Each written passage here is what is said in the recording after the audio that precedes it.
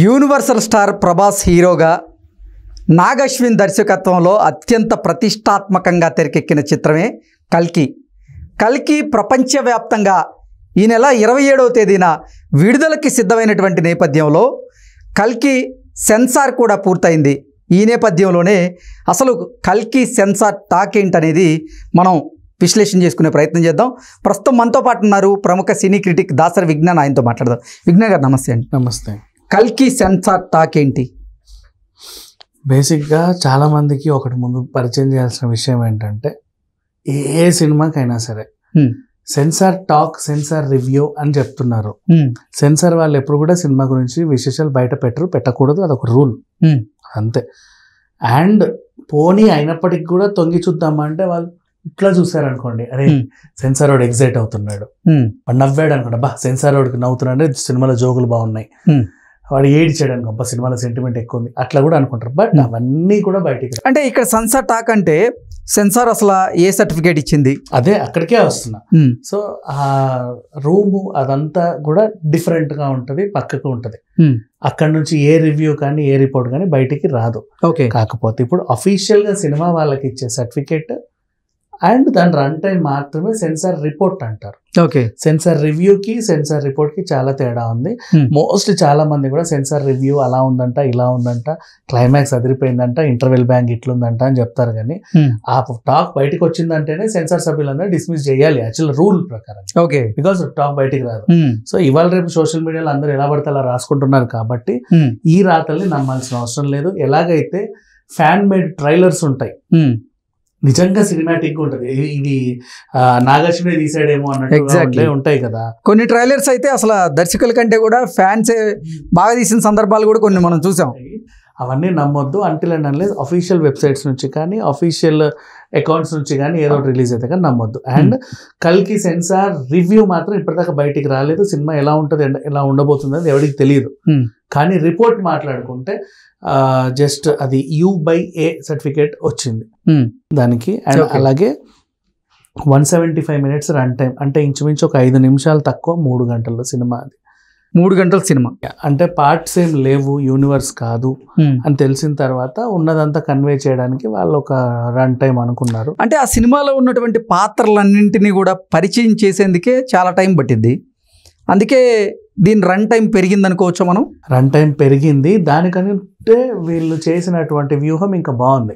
వీళ్ళు ఏం చేశారంటే డైరెక్ట్ సినిమాలోనే చెబితే బుజ్జి పాత్ర ఎంతవరకు కనెక్ట్ అవుతుందో అని చెప్పి ముందుగా దాన్ని రివీల్ చేయడం, ఆ తర్వాత ఒక యానిమేషన్ స్టోరీ రూపంలో క్యారెక్టర్స్ని అలా అలా అలా పరిచయం చేసి వదిలేయడం. నెక్స్ట్ నాగ్ అశ్విన్ కూడా ఇప్పుడు ఎపిసోడ్ 1, ఎపిసోడ్ 2, ఎపిసోడ్ 3 అని చెప్పి దాని గురించి రోజుకు ఇంత మాట్లాడడం. ఈ అన్నీ ఇచ్చిన తర్వాత కల్కికి వెళ్తే మీకు అది అర్థమైపోతుంది. సేమ్ ఇది రాజమౌళి గారి బాహుబలికి చేశారు. ముందే కథ చెప్పారు, అంటే కథలకు సంబంధించినటువంటి అవేర్నెస్ ఇచ్చేటువంటి ప్రయత్నం అయితే చేశారు. ముందే కథ చెప్పేశారు అన్నీ కూడా. అలా సినాప్సిస్ మర్చిపోయా, పుష్ప 2 గురించి కూడా మాట్లాడుకుందాం. అది అంతే. మనకి లాస్ట్ ఇయర్ అల్లు అర్జున్ బర్త్డేకి ఒక షార్ట్ ఫిలిం రిలీజ్ అయింది, వేర్ ఈస్ పుష్ప. జైలు నుంచి పుష్ప తప్పించుకున్నాడు, తర్వాత అడవిలో పారిపోయాడు, కోంబింగ్ ఆపరేషన్ లో అదేదో గుట్ట పైన ఒక చొక్కా దొరికింది. అంటే అసలు పుష్పకి అంత హైప్ క్రియేట్ చేయడానికి కూడా ఆ షార్ట్ ఫిల్మే కారణం. 10 రౌండ్లు కాల్పులు జరిపితే చొక్కా మీద 8 ఉన్నాయి, 2 కాళ్ళకు వచ్చుంటాయి. తర్వాత ఏం జరిగింది, పుష్ప లేడని చెప్పేసి ఊర్లో ఏముంది అంటే ఊరోళ్ళందరూ హడావిడి గొడవ ఇవన్నీ చూసరికి మనకి ఏమర్థమైంది, సగం సినిమా తెలిసిపోయింది. సో పుష్ప దొంగిలించిన సొమ్మంతా ఊర్లో బావు కోసం ఇచ్చాడు, పుష్ప ఒక టైంలో జైలు నుంచి తప్పించుకుంటాడు. ఇంత సినిమా చూపించారు మనకి, బేసిక్గా చూపిరు కదా. అండ్ ఆ తర్వాత పుష్ప దొరకడం, అడవిలో పులి 2 అడుగులు వెనక్కేసిందంటే, అడవిలో జంతువు 2 అడుగులు వెనకేస్తే పులి వచ్చిందని, పులి 2 అడుగులు వెనక్కేస్తే పుష్ప వచ్చాడని. ఆ తర్వాత ఒక చిన్న గోరు చూపించి ఉగ్రగంగమ్మ రూపం చూపించారు. అప్పటి నుంచి క్యూరియాసిటీ అలా కంటిన్యూ అయింది. ఈ బర్త్డేకి ఆ ఉగ్రగంగమ్మ రూపంలో ఉన్నటువంటి ఫైట్ చూపించి మళ్ళీ మాస్ లుక్ లోకి ఏదో చూపించారు. ఆ క్యూరియాసిటీ కంటిన్యూ అవుతే ఇంకా హైప్ ని పెంచింది. సినిమా గురించి ఆల్మోస్ట్ ఎంతో కొంత చెప్పుకుంటూ వస్తూనే ఉన్నారు. అప్పుడు ఆ సినిమా చూసిన తర్వాత ఓకే ఓకే సగం వాళ్ళు అర్థమైంది కానీ మిగతా సగం అక్కడ అర్థమైపోతుంది, కన్వే చేయగలం. ఈ టైప్ ఆఫ్ అంటే ప్రీ ప్రమోషన్స్ లోనే స్టోరీని ఆడియన్స్ కి కొత్త గొప్ప రీచ్ అయ్యేలా చేయడం. అదొక ప్రయత్నం. ఆ ప్రయత్నం ముందే సక్సెస్ అయింది అనుకోండి, తర్వాత సినిమా మీరు చూస్తే భలే ఉంది అనిపిస్తుంది. కొత్తగా అప్పుడే రివీల్ చేస్తే డైజెస్ట్ అయ్యేలోపు సినిమా అయిపోతుంది. సో అట్లా అనమాట. సో వీళ్ళు కల్కిలో కూడా వీళ్ళు సేమ్ ఇదే ఎంచుకున్నారు బేసిక్గా.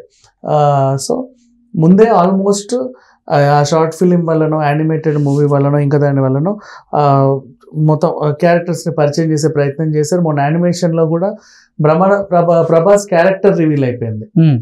అల్లరి చిల్లరగా తిరిగేవాడు, చిన్నపిల్లల చేతిలో లాలీపాప్ కూడా లాక్కొని తినేవాడు, అది ప్రభాస్ క్యారెక్టర్. అండ్ ఒక వాహనం రెడీ చేసుకునే క్రమంలో జర్నీ. ఎక్కడ ఉంటాడంటే బ్రహ్మానందం ఇంట్లో ఉంటాడు, అద్దె కట్టకుండా ఉంటాడు. బ్రహ్మానందం కూడా పోనీలే పనుడే కదా అని చూసుకుంటున్నాడు. ఇప్పుడు ఇంత స్టోరీ మనకు అర్థమైంది. అట్లా ఇప్పుడు దాన్ని చూస్తే అంటే అసలు కల్కి అంటేనే సైన్స్ ఫిక్షన్ అంటూ అందరూ భావిస్తున్నటువంటి తరుణంలోనే అసలు కల్కిలో కామెడీ సీన్స్ కూడా చాలానే ఉంటాయి అంటూ కూడా. Prabhas character it self it's a comedy. Actual చాలా జోవియల్ గా ఉంటుంది. మనం డార్లింగ్ లో చూసినటువంటి ప్రభాస్ని చూడొచ్చు. పురా హాఫ్ టికెట్ అంటారు చూడ, ఒక టైప్ ఆఫ్ కామెడీ. సో ఆ టైప్ ఆఫ్ మేనరిజం ని దీంట్లో మనం అంటే సలార్ లో లేని కామెడీని లేదు సలార్ చాలా సీరియస్. ఇక్కడ ఇంకా బాల్కనీలో వడియాలు తినే బామ్మ దగ్గర కూడా అట్లా వెళ్ళుకుంటూ దాన్ని ఇలా వడియాలు లాక్కొని తినేసి వెళ్ళిపోతాడు. అట్లాంటి క్యారెక్టర్ చాలా జోవియల్ క్యారెక్టర్. సో ఆ విధంగా చూసుకుంటే మళ్ళీ అతనితో పాటు ఆ బుజ్జి జర్నీ, వీళ్ళిద్దరికి లక్ష్యం ఏంటి, నెక్స్ట్ ఆ అశ్వత్థామ ఎందుకున్నాడు దీంట్లో, కమల్ హాసన్ పాత్ర ఏంటి, దీపికా పదుకొనిని ఇంట్రడ్యూస్ చేశారు, నిన్న శోభన గారిని ఇంట్రడ్యూస్ చేశారు. సో వీళ్ళందరి తీరు తెన్నులు ఏంటి అని తెలుసుకోవడానికి మనం అందులో చూడొచ్చు. పెద్దగా క్యారెక్టర్స్ మనం అనుకున్నంత ఐ మీన్ ఇదిగా అంటే పజిల్ లాగైతే లేవు, ఆల్మోస్ట్ అర్థమయ్యేలానే ఉన్నాయి. ఏంటి అసలు కల్కి ఏమో 2 పార్ట్స్గా రాబోతుంది అంటూ కొంతమంది చెప్తున్నారు, లేదు ఒకటే పార్ట్లో వచ్చేస్తుంది అంటూ కొంతమంది చెప్తూ ఉన్నారు. ఏంటి అసలు ఏం జరగబోతుంది కల్కి విషయంలో? కొన్ని సినిమాలు ముందే 2 పార్ట్స్ ఉన్నాయని చెప్పడం వల్ల కూడా క్యూరియాసిటీ తగ్గిపోతుంది. సో దానివల్ల కొంతమంది ఏం చేస్తారంటే అనుకోకుండా కూడా సర్ప్రైజ్ ఇస్తారు. ఒక పార్ట్ లానే చెప్పి లాస్ట్ క్లైమాక్స్ లో 2 వస్తుంది అని చెప్పి కూడా హింట్ ఇస్తారు. అలా కూడా చేయొచ్చు. బట్ ఈ సైన్స్ ఫిక్షన్ డ్రామాని వాళ్ళు మహా రోబో లాంటి సినిమాలకే సీక్వెల్స్ అవసరపడ్డాయి. కొన్ని సందర్భాల్లో తీస్తే బాగుంటది అనుకుంటే తీస్తారు, తీయొచ్చు అనుకుంటే తీయొచ్చు, నాట్ బ్యాడ్. ఇప్పుడు పొన్నియిన్ సెల్వన్ లాంటి సినిమాలు అనుకోండి, ఖచ్చితంగా 2 పార్ట్లోనే కథ చెప్పాలని ఉంటది. ఇది ఏంటంటే కొన్ని సీక్వెల్ తీస్తే కూడా బాగుండంటే తీయొచ్చు, లేదు ఫస్ట్ పార్ట్ లోనే కథ అంతా అర్థమవుతుంది అనుకుంటే అంతవరకు చూడ ఆపేసి దాన్ని ఒక కల్ట్ క్లాసిక్ లాగా మిగిల్చవచ్చు. మరో 8 రోజుల్లోనే కల్కి మూవీ ప్రేక్షకుల ముందుకు రాబోతుంది, ప్రపంచవ్యాప్తంగా విడుదలకు సిద్ధం కాబోతుంది. ఈ నేపథ్యంలో కేవలం ప్రమోషన్స్కి డైరెక్టర్ కానీ హీరో కానీ అంటే ఆ మూవీకి సంబంధించినటువంటి క్రూ మొత్తం కూడా బుజ్జి మీదనే ఆధారపడినట్లుగా అర్థమవుతుంది. బుజ్జితో మాత్రమే ప్రమోషన్స్ చేస్తున్నట్టున్నారు మోస్ట్లీ. దాని సినిమా అంతా దాని క్యారెక్టర్ ఉంది, పైగా కీర్తి సురేష్ దానికి వాయిస్ ఇచ్చింది. ఒక చిన్న అపోహలు ఉన్నాయి, దానికి మనిషి రూపం ఇస్తే సితారా అని చెప్పేసి కూడా చాలా మంది అంటున్నారు, మహేష్ బాబు కూతురు సితారా అని. అట్లా ఏం ఉండదు, రోబో ఎప్పుడైనా రోబోనే, దాన్ని మళ్ళీ ఇంకో రూపం ఇస్తే అది సోషియో ఫ్యాంటసీ అయిపోతుంది, అంతేగాని సైన్స్ ఫిక్షన్ అవ్వదు. ఈ బేసిక్ లాజిక్ జనాలు మర్చిపోయారు వైరల్ చేసేవాళ్ళు. అండ్ ప్రమోషన్స్ కి వీళ్ళ దగ్గర టైం ఉందా లేదా అనుకుంటే, అంటే ఇంకా కేవలం 8 రోజులు మాత్రమే మిగిలింది. ఆల్మోస్ట్ ఉంది, ఎంత 8 రోజులు ఉన్నాం. వివర్సమైన హైప్ ఉంది, ప్రపంచవ్యాప్తంగా హైప్ ఉంది దీనికి. సో సక్సెస్ అవుతారని అంటే బుజ్జితో ఇప్పటికే కొంతమంది స్టార్స్తో, అలాగే మహీంద్రా కంపెనీకి సంబంధించినటువంటి అధినేతతో ఇలా రకరకాల ప్రమోషనల్ వీడియో చేయించారు, కానీ కేవలం బుజ్జిని మాత్రమే ప్రమోషన్స్కి వాడుకుంటున్నారు. ప్రభాస్తో కూడా ప్రమోషన్ చేసేటువంటి పరిస్థితులు లేవా అంటే ఏం చెప్తారు? ఉంటాయి. ప్రీ రిలీజ్ ఈవెంట్ అనేది ఒకటి ఉంటుంది కదా, ఈ పాత్రని బలంగా చూపించడానికి అది చేశారు. ప్రీ రిలీజ్ ఈవెంట్ ఎప్పుడైతే వస్తుందో దాంట్లో ఫుల్ ప్లెడ్జ్డ్గా ప్రభాస్ మనం చూడొచ్చు. అంతెందుకు ఇప్పుడు బుజ్జినే అంటున్నారు, మొన్నటి సాంగ్ కూడా ఉంది దాంట్లో, ఆ సింగ్ని ఎక్కువ చూపించారు మరి ప్రభాస్ కంటే. అలా కూడా ఉండదు, అట్లా ఏం లేదు. ప్రభాస్ని ఆ సినిమాలోనే మంచిగా రివీల్ చేద్దామని కూడా ఉండొచ్చు కదా, ముందే మొత్తం చూపించేసే కంటే అలా. ఓకే అండి, థ్యాంక్ యూ సో మచ్.